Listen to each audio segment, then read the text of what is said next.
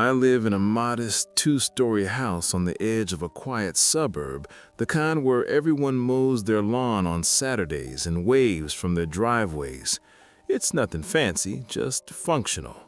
Downstairs, there's the front door opening into a small foyer that leads right into the living room on the left, with its worn couch facing the TV mounted on the wall.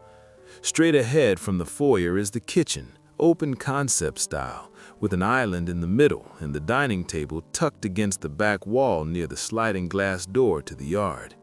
A half bath is off to the side of the kitchen, and the stairs to the upstairs are right by the front door, creaking a little if you step wrong. Up top, there's the master bedroom at the end of the short hallway, mine with the attached bath, and two smaller rooms across from each other, one for my sister when she's home from college, the other a junk room we call the office. The hallway ends at a window overlooking the street. It's all so ordinary, the layout I've navigated half asleep 1,000 times, grabbing water or checking locks before bed. My parents were out of town that weekend, visiting relatives upstate, and my sister was crashing at a friend's dorm. I had the place to myself, which felt like a luxury at first, binge-watching shows, ordering pizza, no one nagging about dishes. I crashed early, around 11, in my bed upstairs, the house settling into that familiar silence, just the hum of the fridge downstairs and the occasional car passing outside. I woke up, not with a start, not from a dream or a noise, just awake. My eyes snapped open in the dark, heart already thudding like I'd been running, but I couldn't say why. The room was pitch black, curtains drawn, clock glowing 2:47 a.m. on the nightstand. I lay there, staring at the ceiling, trying to shake off the unease, telling myself it was nothing, maybe indigestion from the pizza. But something felt off, like the air had shifted, heavier somehow. I sat up slowly, feet touching the cool hardwood, and that's when I decided to get water, anything to move, to prove it was just my head playing tricks. I padded down the hallway in my socks, past the dark doorways of the empty rooms, the house so still it amplified every breath. The stairs were quiet under my weight. I knew which steps to avoid. Down in the foyer, I glanced toward the living room, empty. Couch shadowed, TV off. Kitchen ahead, the island a vague shape in the moonlight filtering through the sliding glass door. I flipped on the kitchen light, blinking against the sudden glare, and that's when I saw it. The back door, the sliding glass one, was unlocked. Not forced, not broken, just the latch flipped up, the door itself closed but not secured. I froze, staring at it, my brain scrambling. I checked it before bed, I always did. Twist the lock, tug the handle. But there it was, ready to slide open with a whisper. And then, worse, a faint smudge on the glass, like a handprint, fresh, not mine. Someone had been here. No, someone was here. My pulse hammered in my ears as I backed up, eyes darting. The living room? Had that shadow by the couch always been there? No, it shifted, subtle, like a figure straightening up. I saw them then, two men, not rushing, not fumbling like burglars after valuables. One was at the side table, methodically opening drawers, but not grabbing stuff, not the remotes or the loose change. He was flipping through papers, old mail, receipts, like he was looking for something specific. The other was closer by the doorway to the half-bath, holding what looked like a roll of duct tape in one hand, a small bag slung over his shoulder. They were dressed plain, dark jeans, hoodies, but their movements were deliberate, practiced, like they'd done this before, like they knew the layout too. The one with the tape turned his head slightly, and I caught his profile. Calm, almost bored, no mask, no gloves. They weren't here to steal. They were here for me. I didn't think. My body just moved, impulsive maybe. I bolted for the front door, right there in the foyer, yanking it open without a sound because I'd oiled the hinges last month. The cold night air hit me as I stumbled out onto the porch, barefoot now, socks left behind in my scramble.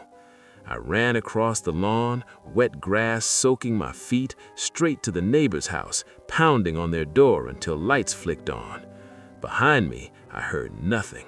No shouts, no footsteps chasing, just the quiet click of my front door closing, like they'd finished whatever they came for. The cops showed up fast, sirens cutting the night, 2 officers sweeping the house with flashlights while I shivered on the neighbor's couch, wrapped in a blanket.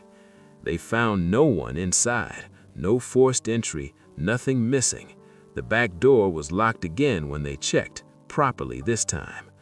"Probably just kids messing around," one officer said, notepad in hand, tone casual like he was discussing the weather. "Or maybe you forgot to lock up earlier. Happens all the time. No signs of a break-in, no damage. You're lucky, could have been worse, but they must have heard you and bolted." But I saw their faces when they came back from the search, a quick glance between them, like they knew something didn't add up, but they weren't saying. "The handprint on the glass? Could be yours," the other officer shrugged. "We'll dust it, but prints smudge easy." They minimized it, rationalized it away, but it felt wrong, like they were reading from a script, avoiding my questions about the tape, the searching. Why downplay it? Why not take it seriously? I stayed with neighbors that night, then crashed at a friend's after. The house felt tainted now, every shadow a potential threat. The police report came back clean. No prints matched anything in their system. Case closed as a possible attempted burglary. But I keep thinking, how did they get in without a trace? Why search my mail, my personal stuff? And that calm, they weren't panicked when I ran. What if they let me go? What if they were never planning to leave empty-handed, but something changed?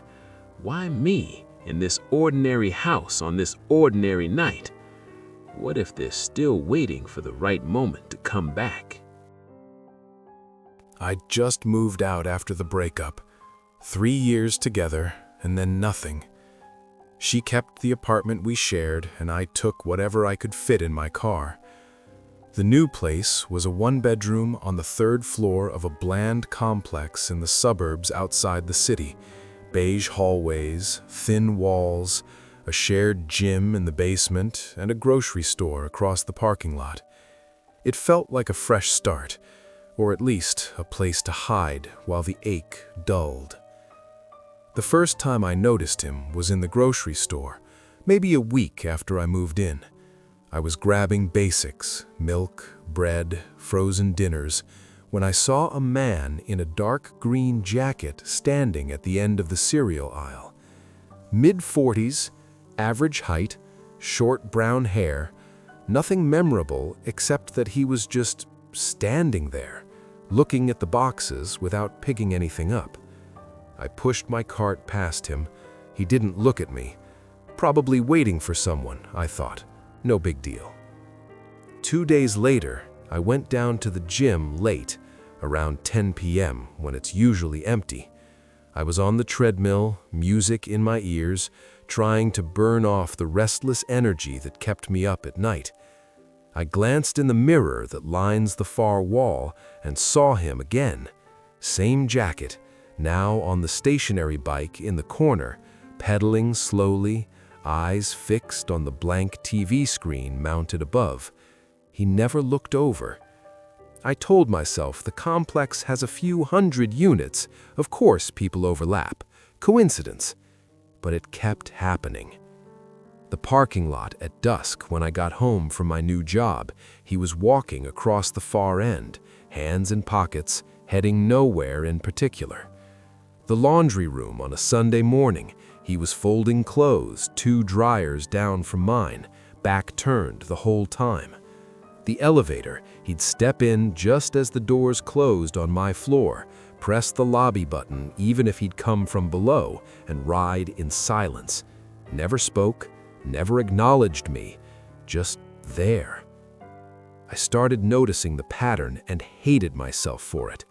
I'd lie awake, cataloging the sightings, then feel ridiculous. You're paranoid because you're alone for the first time in years, I told myself. Your brain is looking for threats where there aren't any. People share spaces. That's how apartment living works. Still, I changed my routine. Went to the gym at different hours, shopped at a farther store, took the stairs instead of the elevator. For a few days, I didn't see him. Relief washed over me, proof it was nothing. Then came the night that cracked everything open. I'd worked late, got home around midnight, and crashed on the couch with the TV on low. I woke up sometime after 2 a.m., throat dry, and shuffled to the kitchen for water. The apartment was dark except for the glow of the streetlight leaking through the blinds. As I stood at the sink, glass in hand, I glanced out the window. 3rd floor, overlooking the inner courtyard. He was down there, standing under the single lamppost, perfectly still, facing up, directly at my window. The courtyard is enclosed. You can only get in through the building's locked doors. Residents only, no through traffic. There's no reason for anyone to be standing there at 2 a.m., especially not staring straight up at a specific unit. My stomach dropped. I stepped back from the window, heart hammering.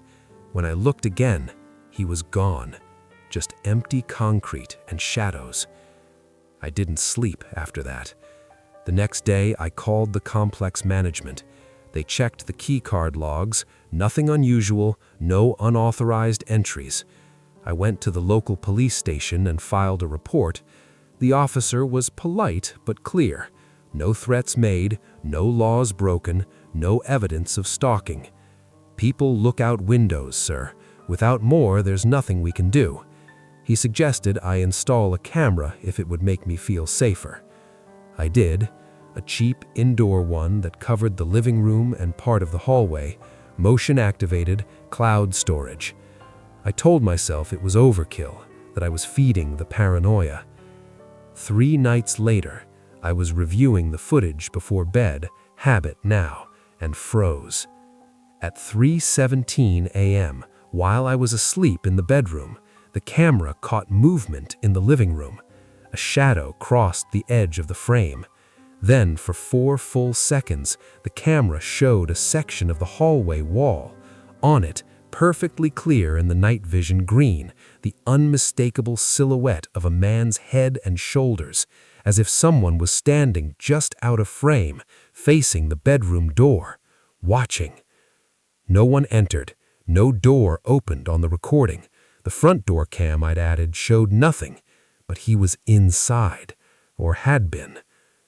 I moved out the next week, gave notice, packed everything into storage, crashed on a friend's couch while I found a new place across town.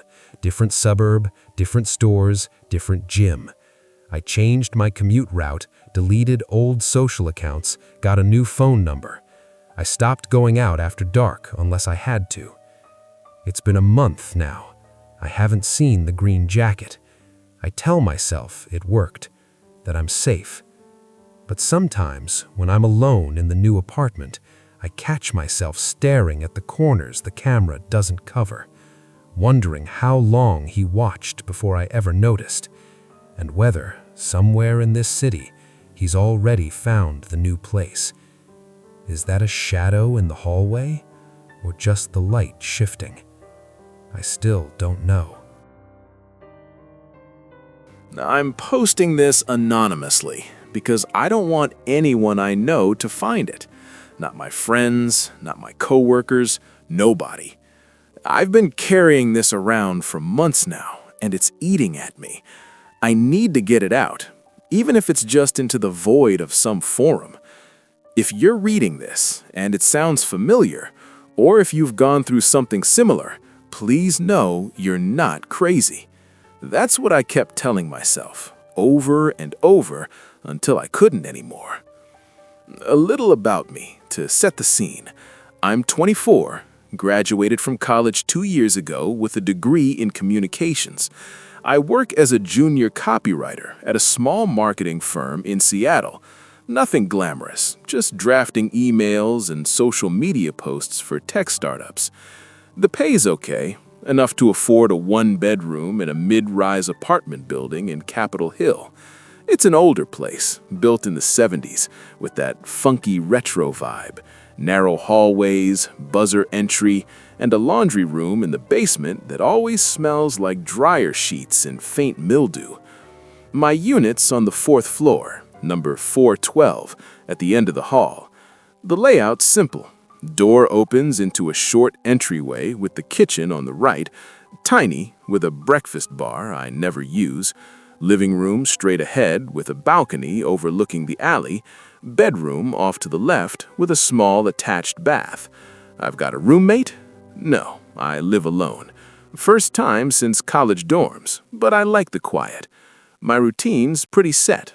Up at 7, coffee while scrolling news, bus to work by 8:30, home around 6, maybe hit the gym down the street or meet friends for trivia at a bar on Pine Street. Weekends are errands, grocery at the QFC 2 blocks away, laundry on Sundays, binge watching whatever's on Netflix. Normal stuff, safe stuff. It started small, back in September last year. I'd come home and notice little things out of place, like my coffee mug would be in the dishwasher when I swore I'd left it in the sink, or the remote on the coffee table instead of the arm of the couch where I always toss it.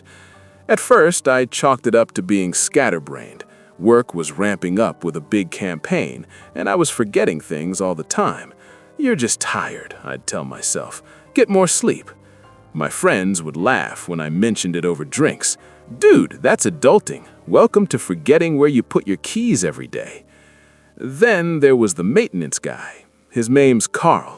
He's the building super, been there forever, according to the other tenants. Mid-50s, stocky, with a graying beard and those wire-rimmed glasses that make him look like a retired accountant. He's quiet, always in a navy blue uniform shirt with the building logo, carrying a toolbox. I'd see him in the lobby, fixing the elevator, or in the basement, unclogging a drain. Polite nods, nothing more. One day, in October, I had a leaky faucet in the kitchen. I put in a work order through the app, and he showed up the next afternoon while I was at work. When I got home, the faucet was fixed, and there was a note on the counter. All set, signed Carl. Fine, right? But the dish towel was folded differently, neater than I ever do it. Again, I dismissed it. Maybe he wiped something up and refolded it. Helpful, even. The unease crept in around Thanksgiving. I started feeling watched, not in a dramatic way, like eyes boring into my back, but more like the apartment didn't feel empty when I was alone. I'd be cooking dinner, stirring pasta on the stove, and glance over my shoulder for no reason. Or I'd wake up in the middle of the night, convinced I'd heard the front door click shut, but when I checked, it was locked. Deadbolt and chain, just like I left it. I even bought one of those cheap door cams from Amazon, the kind that sticks on with adhesive and sends motion alerts to your phone. For a week, nothing. Then alerts started coming at odd times, 2 a.m., 4 a.m., but when I reviewed the footage, it was just the hallway light flickering or a neighbor passing by. Glitchy tech, I thought, or maybe the building's wiring is old. Around Christmas, things got weirder with Carl. I'd run into him more often, but always in ways that seemed coincidental. Like I'd be leaving for work, and he'd be mopping the lobby floor, saying good morning without looking up. Or I'd come back from the gym, sweaty and tired, and he'd be in the elevator, heading up to fix something on my floor. Evening, he'd mutter, eyes on the panel. No small talk, no creepiness, just there. I mentioned it to my friend Jess over coffee one weekend. She lives a few blocks away in a similar building. Supers are like that, she said. They know everyone's schedules. It's their job. Made sense. I was overthinking it because I was still raw from a bad date a month earlier. Some guy from an app who ghosted after one dinner. Paranoia from being single, maybe. But then the gifts started. Not obvious ones. First was a new dish sponge on my counter one day in January. I hadn't bought it. Mine was old and gross, sure, but this one was fresh, still in the wrapper.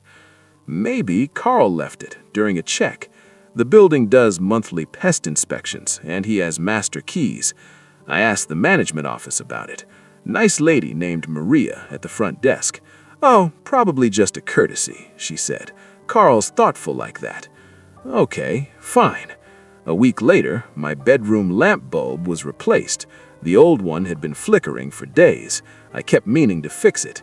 Now it was bright and steady. I hadn't put in a work order. That night, I lay in bed staring at the ceiling, heart pounding a little. Had he been in my bedroom? Rational me said routine maintenance. He probably noticed it during an inspection, but the thought lingered. I started double-checking locks, closing curtains tighter. I even changed my routine, worked late some nights, took different bus routes home. For a bit, it helped. No more gifts, no odd encounters. I convinced myself it was all in my head, maybe seasonal depression or something. I even scheduled a therapy session through my work's EAP, but canceled last minute because it felt silly. The realization hit in late February on a Tuesday. I'd had a rough day at work. Client rejected a campaign draft, boss was pissed, came home exhausted, dropped my bag by the door, and went straight to the shower. As I was drying off, I noticed my phone on the bathroom counter was unlocked. I always lock it. Screen was on my Photos app, open to an album from last summer. I froze, towel around me, staring. Had I left it like that? No, I'd checked emails on the bus, locked it before walking in. Then I saw the timestamp on the last photo viewed, 5 minutes ago, while I was in the shower. My stomach twisted. I threw on clothes, grabbed my keys, and bolted down to the lobby. Carl was there, sorting mail. "Have you been in my apartment today?" I asked, voice sharper than I meant. He looked up slowly, expression blank. "No, ma'am. Why?" I told him about the phone. He shrugged. "Maybe a glitch, or you forgot." I pushed. "You have keys. Did you let someone in?" He shook his head, almost sad. "I wouldn't do that without notice. You can check with management." I did. Maria pulled the logs. No entry for my unit that day. "Carl's reliable," she said. "Been here 15 years, no complaints." She suggested I change my passcode, maybe get a better lock. I left feeling dismissed, like I was the problem. That night, I couldn't sleep. I searched the apartment top to bottom, under the couch, behind bookshelves, in vents, nothing. But the doubt gnawed at me. Shame, too. Why hadn't I said anything sooner? What if it was nothing and I was just spiraling? Things escalated after that, but only in ways I noticed looking back. My Netflix queue had shows I hadn't added, true crime docs about stalkers. My grocery delivery app suggested items I'd thought about but never searched, that specific brand of tea I like. Coincidences? Algorithms are smart, right? But then, in March, I found the note. It was tucked into my sock drawer while I was packing for a work trip. A small slip of paper, "You look peaceful when you sleep." Handwritten, neat block letters. I called the police that night. 2 officers came, took my statement in the living room. They searched the place, found no signs of forced entry. "Could be a prank," one said. "Or an ex?" I shook my head. No exes with access. They talked to Carl. He denied everything, offered his keys for inspection. No evidence, no fingerprints on the note. They dusted, but it came back clean. "We'll file the report," they said. "Call if anything else happens. In the meantime, maybe stay with a friend." Procedural, detached, no follow-up. I crashed at Jess's for a week, then sublet my place and moved to a new building in Ballard, farther from work, but anonymous. Changed my number, scrubbed my socials. It's been 6 months now. No more notes, no sightings of Carl. Management said he still works there, but no issues. I checked the old building's reviews sometimes, nothing suspicious. But here's what keeps me up. I never found out how he did it. The cameras he must have hidden, the way he knew my habits. I've never told anyone the full story. Not my parents, not my therapist, not even the detective who took my statement. I keep thinking if I write it down somewhere, no one will ever connect to me.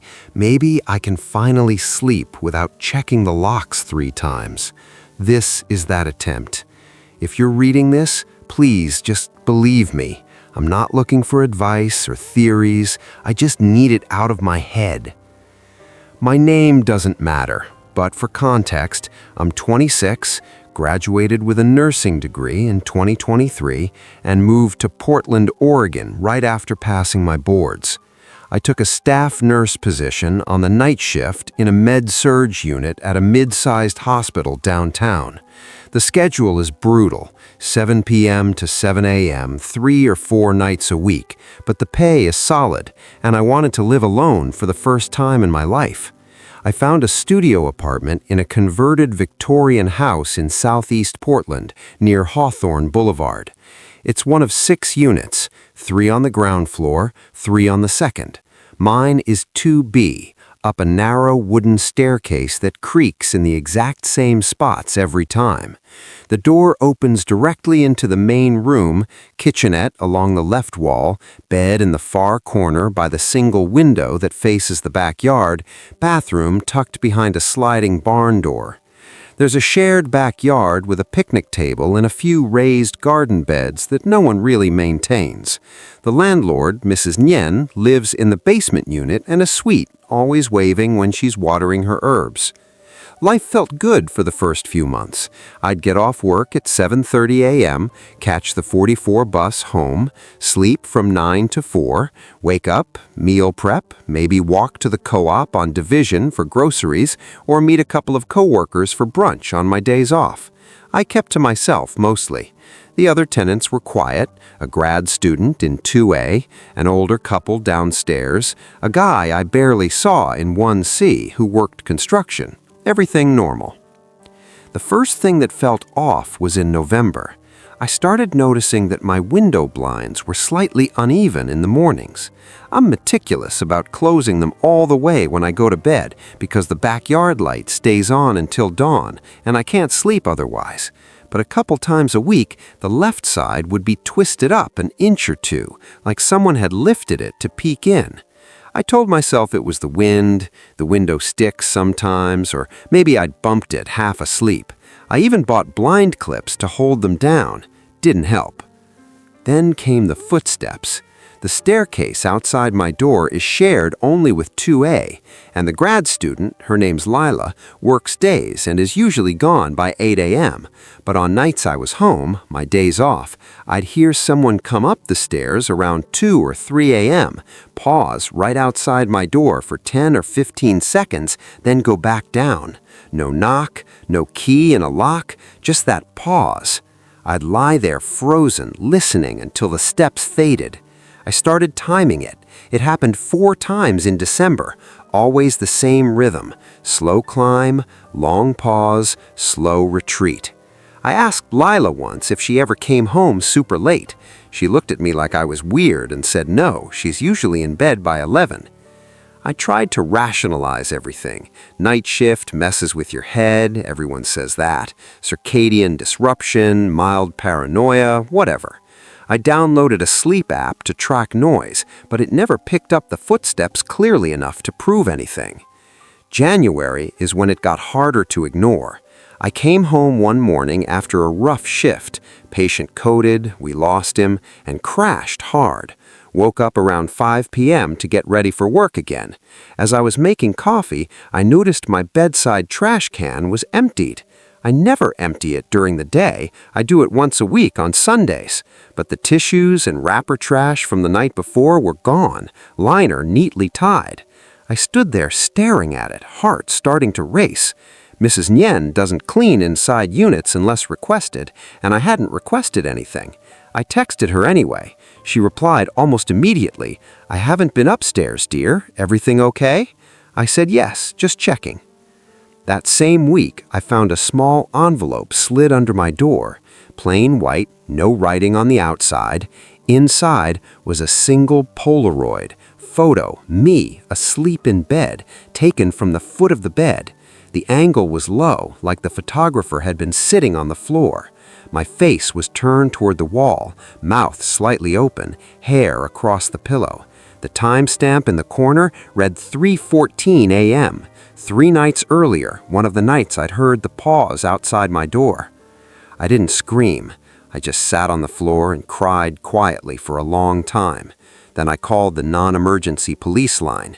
2 officers came that evening before my shift. I showed them the photo, told them about the blinds, the footsteps, the trash. They took the Polaroid in an evidence bag, looked around the apartment, checked the window locks, secure, no scratches, and asked if I had any exes or anyone who might be upset with me. I don't. I've been single for over a year. They spoke to Mrs. Nyen and the other tenants. Everyone said they hadn't seen anything unusual. The officers were kind but clear. No forced entry, no fingerprints they could lift from the envelope, smudged, and the photo alone wasn't enough for a restraining order or immediate action. They suggested I install a chain lock and a camera, file a report if anything else happened, and consider staying somewhere else for a while. "We'll drive by more often," one said. They did, for about a week. I took their advice, bought a Ring camera for inside, pointed at the door, and a cheap outdoor one that covered the staircase. Stayed with my parents in Vancouver for 10 days in February. When I came back, nothing happened for almost a month. No footsteps, blinds stayed even, trash stayed full. I started to relax, told myself whoever it was had gotten scared off by the police visit. Then, in late March, I woke up at 4 a.m. on a day off, wide awake for no reason. The apartment was silent. I lay there listening, and after a minute, I heard it, the faintest scrape, like fabric brushing wood, coming from inside the closet. My closet is small, sliding door, full of scrubs and shoeboxes. I don't keep anything else in there. I didn't move. I just stared at the ceiling and waited. 20 minutes later, the scrape happened again, softer, then nothing. When daylight came, I opened the closet with a broom handle from across the room. Nothing, no one, just my clothes and a faint smell like men's deodorant, the same kind my dad uses. I checked the camera footage from overnight. At 3:47 a.m., the indoor camera showed the closet door sliding open 2 inches, then closing again. No one visible in frame. The outdoor camera showed no one on the stairs all night. I moved out the next weekend, gave notice, packed everything into a U-Haul, and took a studio in a big corporate building in Northwest Portland. Key fob entry, 24-hour concierge, cameras everywhere. I changed hospitals too, transferred to days at a different facility. New routines, new neighborhood, new everything. It's been 8 months. I haven't seen anything strange here. The doors are secure, the staff know my face, and I finally sleep most nights. But I still have the Polaroid. The police gave me a copy after processing. Sometimes I take it out and look at it. The angle bothers me more than anything. To get that low, the person had to be sitting or kneeling at the foot of my bed for a while, long enough to wait for the flash to charge, long enough to frame the shot perfectly. I never heard them breathing. And every once in a while, when I'm walking home from a day shift and the streets are quiet, I get the feeling someone is matching my pace half a block behind. When I turn, there's no one, just shadows and traffic. Maybe they lost interest. Maybe the new building is too hard to get into. Or maybe they're just waiting until I feel safe again. I don't know. I just know I still check the closet every night before bed, and I never sleep with my back to the door anymore.